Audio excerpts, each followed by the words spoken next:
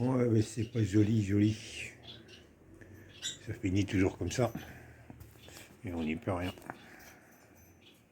Grand fumeur, je fume depuis plus d'une quarantaine d'années.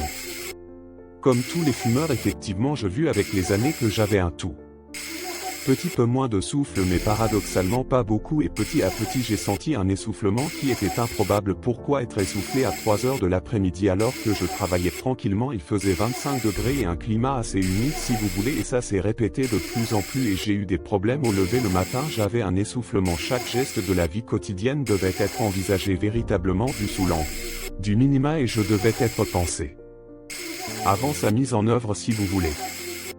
Se déplacer, prendre une douche, les actes du quotidien même petits devenaient pénibles et ça commençait par là, et à partir de ce moment-là il y a bien sûr une dégradation psychologique.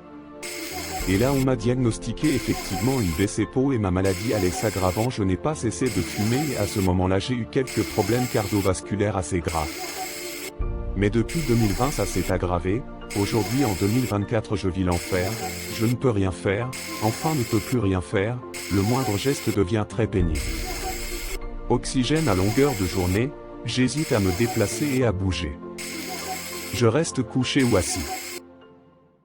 Ça finit toujours comme ça et on n'y peut rien. Ouais, mais c'est pas joli, Je ne veux joli. pas me plaindre mais donner conscience aux jeunes fumeurs Ça d'arrêter finit toujours pendant comme qu'il est ça. temps.